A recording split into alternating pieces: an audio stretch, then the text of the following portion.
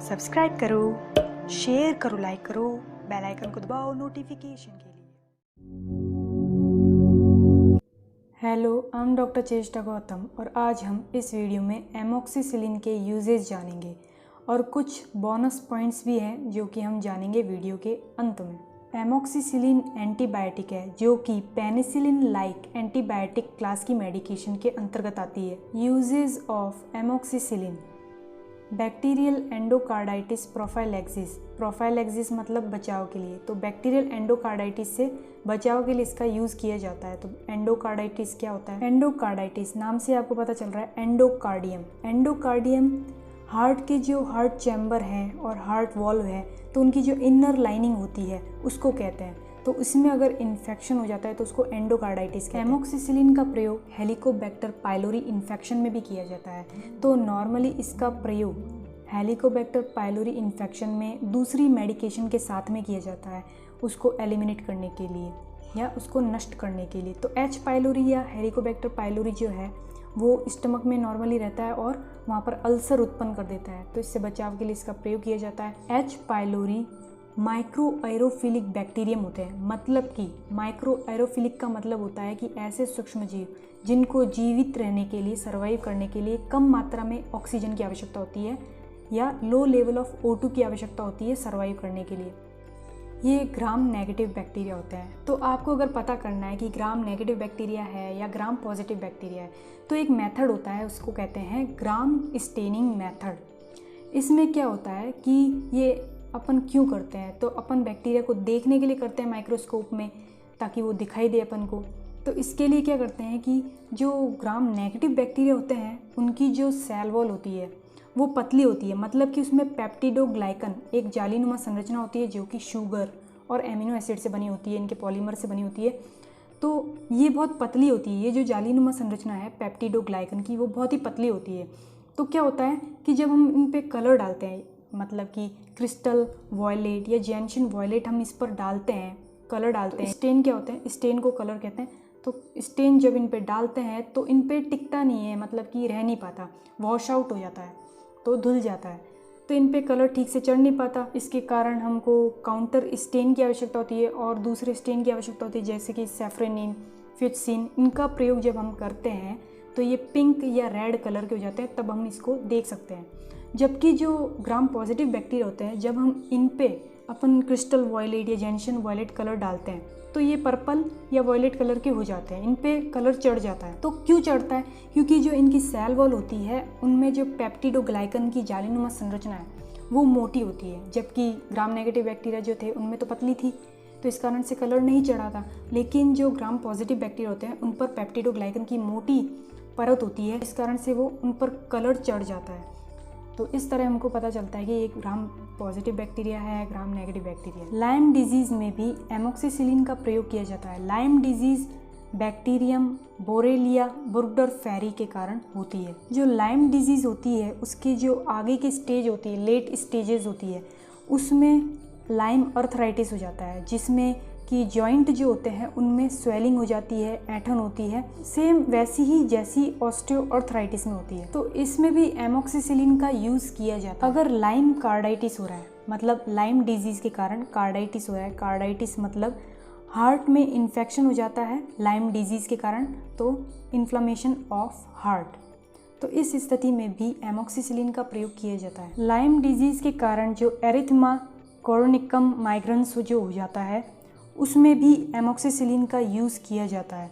तो ये होता क्या है? तो एरिथमा कोरोनिकम माइग्रेंस क्या होता है? तो लाइम डिजीज़ की स्टार्टिंग की स्टेजेस में होता है, अर्ली स्टेजेस में ये होता है। तो फैलते हुए रैशेज़ हो जाते हैं, एक्सपेंडिंग रैशेज़ होते हैं इसमें। ईयर को 3 भागों में बांटते हैं, आउटर ईयर, मिडिल ईयर और इनर ईयर। तो जो मिडिल ईयर होता है उसमें जो इन्फेक्शन होता है उसको ओटाइटिस मीडिया कहते हैं। तो ओटाइटिस मीडिया में भी एमोक्सिसिलिन का प्रयोग किया जाता है। निमोनिया में भी एमोक्सिसिलिन का प्रयोग किया जाता है। निमोनिया लंग इन्फेक्शन है जिसमें कि जो लंग्स के अंदर एल्वेली होती है या एयर सैक होती है, एक संरचना होती है जिसमें कि जब हम सांस लेते हैं तो उसमें एयर फिल हो जाती है, भर जाती है, तो उसमें इन्फ्लामेशन हो जाती है, उसमें फ्लूइड इकट्ठा होने लग जाता है, लिक्विड इकट्ठा होने लग जाता है। नॉर्मली तो हम जो सांस लेते हैं वो इसमें इकट्ठी रहती है, लेकिन एबनॉर्मली इन्फेक्शन के कारण उसमें फ्लूइड इकट्ठा होने लग जाता है, तो इसको निमोनिया कहते हैं। साइनोसाइटिस में भी एमोक्सिसिलिन का प्रयोग किया जाता है। साइनोसाइटिस क्या होता है, तो ये आपके नोज़ या नाक के आसपास की जो एयर फिल्ड कैविटी होती है, स्पेस होता है जिसे साइनस कहते हैं, उसमें इन्फ्लामेशन हो जाती है। स्किन और स्किन स्ट्रक्चर के जो इन्फेक्शन होते हैं, सॉफ्ट टिश्यू के जो इन्फेक्शन होते हैं, उसमें भी एमोक्सिसिलिन का प्रयोग किया जाता है। टॉन्सिलाइटिस में एमोक्सिसिलिन का प्रयोग किया जाता है। टॉन्सिलाइटिस क्या होता है, आपके गले के पीछे की तरफ ओवल शेप के टिश्यू की संरचना होती है, उसमें इन्फ्लामेशन हो जाती है। और फेरेंजाइटिस में भी एमोक्सिसिलिन का प्रयोग किया जाता है। फेरेंजाइटिस क्या होता है, इन्फ्लामेशन ऑफ फेरिंग्स, तो गले में पेन और इरिटेशन होती है इसमें। यूरिनरी ट्रैक्ट इन्फेक्शन या मूत्र मार्ग संबंधित इन्फेक्शन में भी इसका प्रयोग किया जाता है। ब्रोंकाइटिस, ब्रोंकियल ट्यूब की लाइनिंग में इन्फ्लामेशन हो जाती है, इसको ब्रोंकाइटिस कहते हैं, तो ब्रोंकाइटिस में भी एमोक्सिसिलिन का प्रयोग किया जाता है। क्लेमाइडिया इन्फेक्शन, क्लेमाइडिया जो होता है वो ग्राम नेगेटिव बैक्टीरिया होता है, तो इससे संबंधित जो इन्फेक्शन होता है उसमें भी एमोक्सिसिलिन का प्रयोग किया जाता है। यूरिनरी ट्रैक्ट से संबंधित जो टीबी होता है, ट्यूबरकुलोसिस होता है, उसमें भी इसका प्रयोग किया जाता है। बैक्टीरियल, फंगल, प्रोटोजोल और वायरल इन्फेक्शन में इसका प्रयोग किया जाता है। इन्हेलेशन मतलब सांस के द्वारा ले लेना। Bacillus anthracis, bacillus anthracis gram positive rod shape का बैक्टीरिया होता है। तो इन्हेलेशन बेसिलस एंथ्रेसिस में क्या होता है, जब व्यक्ति सांस के द्वारा एंथ्रेक्स के स्पोर्स को ग्रहण कर लेता है तो उसमें ये डिजीज़ हो जाती है, इन्हेलेशन एंथ्रेक्स, तो इसमें भी एमोक्सिसिलिन का प्रयोग किया जाता है। क्यूटेनस बेसिलस एंथ्रेसिस, क्यूटेनस से पता चल रहा है स्किन से रिलेटेड है, तो जब स्किन पर घाव हो जाता है तो उसके कारण अगर ये बेसिलस एंथ्रेसिस बैक्टीरिया जो है वो घाव के द्वारा शरीर में एंटर कर जाता है तो क्यूटेनस बेसिलस एंथ्रेसिस हो जाता है, तो इसमें भी एमोक्सिसिलिन का प्रयोग किया जाता है। और ये जो एंथ्रेक्स का इन्फेक्शन है, इससे बचाव के लिए भी, प्रोफाइलैक्सिस के लिए भी एमोक्सिसिलिन का प्रयोग किया जाता है, तो एंथ्रेक्स प्रोफाइलैक्सिस के लिए भी एमोक्सिसिलिन का प्रयोग किया जाता है। ईयर, नोज और थ्रोट से संबंधित, कान, नाक और गले से संबंधित जो इन्फेक्शन होते हैं उसमें भी एमोक्सिसिलिन का प्रयोग किया जाता है। ये तो एमोक्सिसिलिन के हमने यूजेस देख लिए, अब बोनस पॉइंट्स पर आते हैं। एमोक्सिसिलिन और एम्पिसिलिन इन दोनों के कार्य लगभग समान है,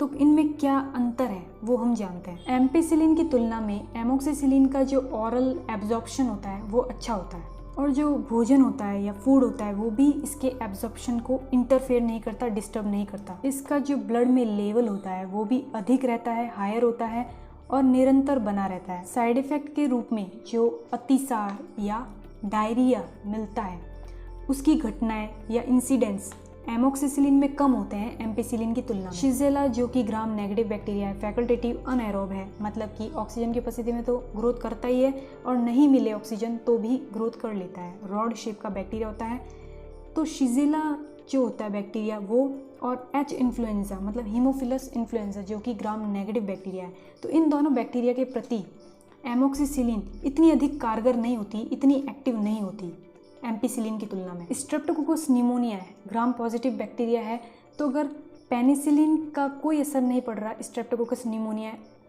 इन्फेक्शन पर, मतलब कि पेनिसिलिन रेजिस्टेंट स्ट्रेप्टोकोकस निमोनिया का इन्फेक्शन है, तो उस स्थिति में एमोक्सिसिलिन अच्छा काम करती है, एक्टिव होती है ज़्यादा। सब एक्यूट बैक्टीरियल एंडोकार्डाइटिस, एंडोकार्डाइटिस मतलब कि हार्ट के जो चैम्बर हैं और वॉल्व हैं उनकी जो इनर टिश्यू लाइनिंग है उसमें इन्फेक्शन हो रहा है, तो उसको एंडोकार्डाइटिस कहते हैं। तो सब acute bacterial endocarditis, urinary infection, bronchitis, और जो गोनोरिया होता है, नेजेरिया गोनोरी नामक ग्राम नेगेटिव डिप्लोकोकी बैक्टीरिया के कारण जो गोनोरिया इन्फेक्शन होता है, आजकल इन इन्फेक्शन में फिजिशियन एम्पिसिलिन की तुलना में एमोक्सिसिलिन को ज़्यादा प्रेफर कर रहे हैं।